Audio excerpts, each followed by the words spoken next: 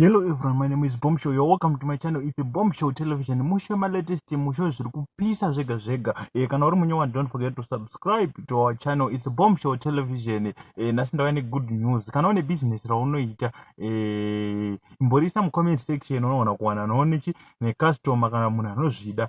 Kana une business raunoita, ingoriudza mucomment section unowana kusanganachi nemhene. Tiri kuadvertisa mahara, tine kapromotion sezvo takapinda 7,000 masubscribers.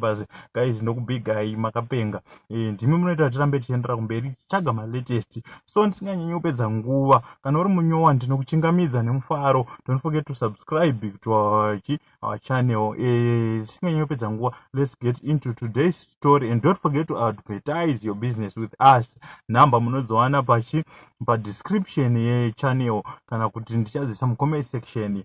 Saka rega tipinde munyaya yanhasi. Right, muri Zimbabwe, nyaya iri panapa ndeye mukomana ane 23 years Lusaka akauraya varungu vake nekuda kwekuti angane 3 months asiri kupiwa mari, asiri kupiwa salary. Izvi azozvitaura kune polisi yekuZambia mushure mekunge murume nemukadzi vepamba apa vazowanikwa vari musango about 30 meters away from pamba pavo vakafa. And mainvestigations avazomubata. Pari kutonzi anga atotora mota nezvinhu zvakawanda wanda zvimwe zvazorikafwa hazvo nepolisi by now, but mukomana iye paakazobvunzwa mushure mekunge abatwa zvaonekwa kunzi ndiye akaita se angangove ari suspect, ndopaakazotaura kuti vanga vasina kundipa salary yangu for 3 months. Guys, pakaipa.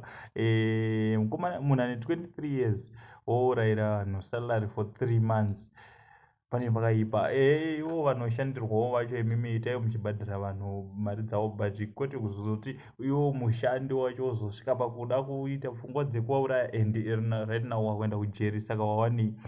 Hapana, because apa obvious uyo abude.